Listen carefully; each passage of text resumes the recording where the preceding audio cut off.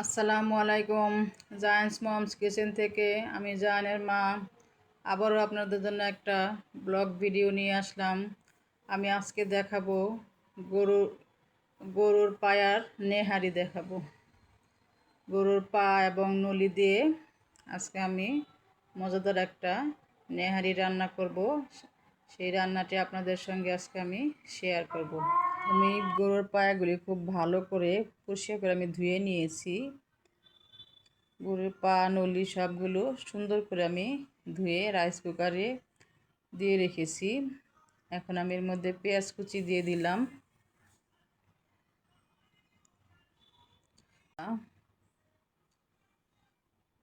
দারচিনি এলাচি দিয়ে দিলাম, আদা রসুন জিরা বাটা দিয়ে দিলাম, মরিচের গুঁড়া, হলুদের গুঁড়া দিয়ে দিলাম।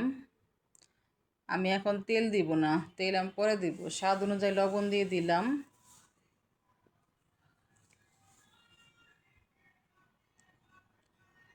এখন পানি দিয়ে দিচ্ছি আমি।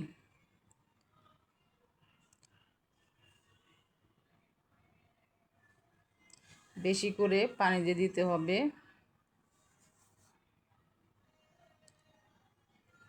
পানি দিয়ে আমি ভালো করে সব কিছু নেড়ে দিচ্ছি।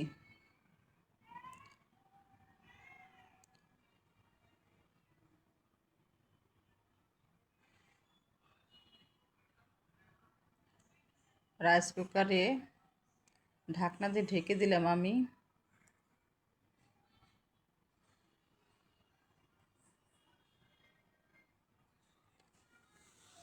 অন করে দিলাম রাইস কুকারটা।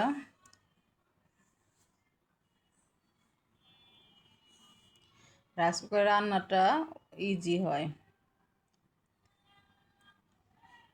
আমি এখন কিছু পোলাওর চাল ধুয়ে রেখেছিলাম, অল্প কিছু চালটা দিয়ে দিব।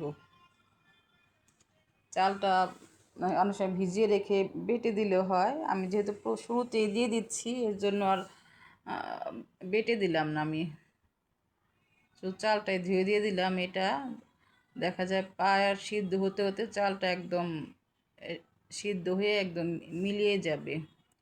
এটা হলে সুন্দর একটা বাসনা হবে পোলাও চাল দেওয়াতে, এবং এইটা ঝোলটা ঘন হবে। রাইস কুকারে রান্নাটা খুব সহজ হয়, রান্নাটা দ্রুত হয় এবং মজাও হয়।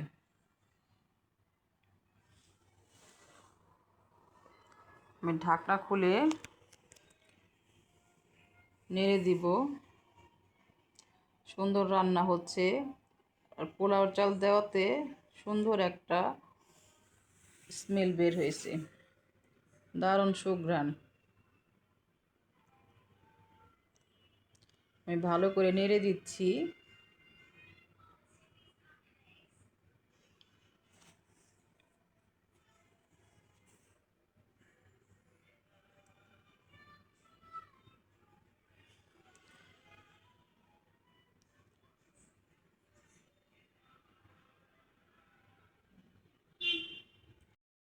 দিয়ে ঢেকে দিলাম।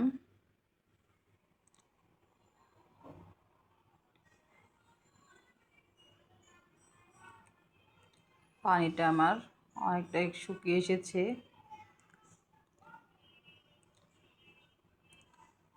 এর মধ্যে আমি আবার পানি দিয়ে দেব।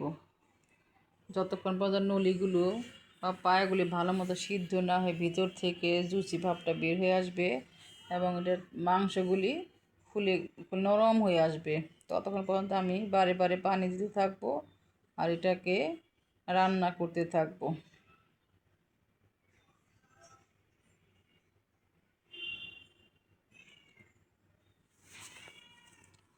2-3 বার পানি দিতে হবে।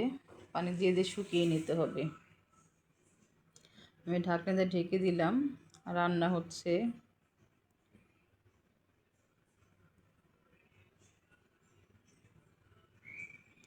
ঢাকনা খুলে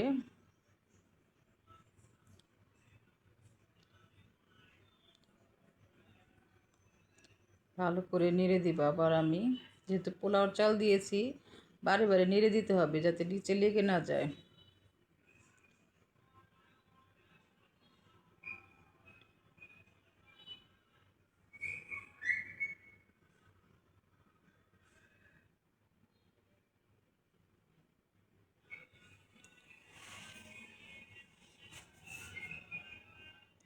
আমার রান্নাটা প্রায় শেষের দিকে। এখন আমি একটা কড়াই দিয়ে এর মধ্যে তেল দিয়ে পেঁয়াজ কুচি দিয়ে, তেলটা গরম হওয়ার পর আমি এর মধ্যে পেঁয়াজ কুচি দিয়ে দেব।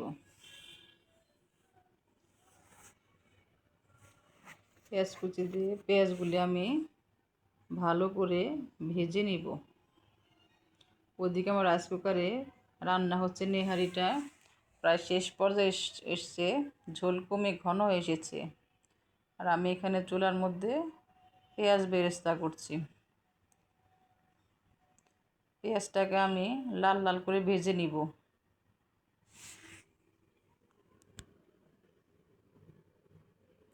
বারে বারে নেড়ে দিচ্ছি পেঁয়াজগুলোকে আমি, যাতে সুন্দরভাবে ভাজা হয়।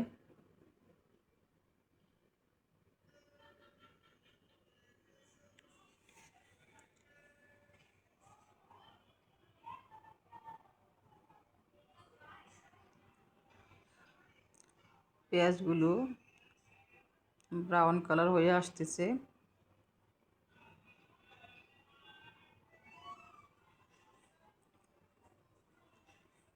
পেঁয়াজগুলো এখন গাঢ় রং ধারণ করছে।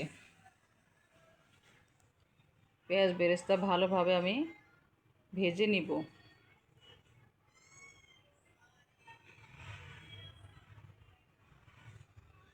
পেঁয়াজগুলো আমার ভাজা হয়ে গেছে। এখন নেহারির মধ্যে আমি পেঁয়াজগুলো আমি ঢেলে দিলাম। আমি কিন্তু আগে তেল দেই নাই, রান্নার শুরুতে আমি তেল দিলাম। আমি এখন এই যে পেঁয়াজের সঙ্গে এই ভাজা তেলটা, পেঁয়াজ বেরেস্তার সঙ্গে ভাজা তেলটা আমি দিয়ে দিলাম। এখন আমি এটা সুন্দর করে নেড়ে মিশিয়ে নিব।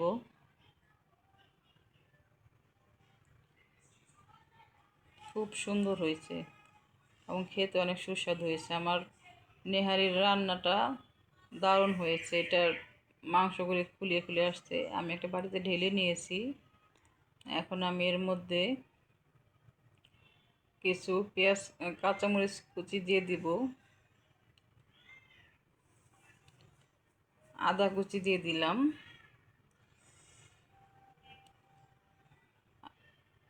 ধনিয়া পাতা দিয়ে দিলাম।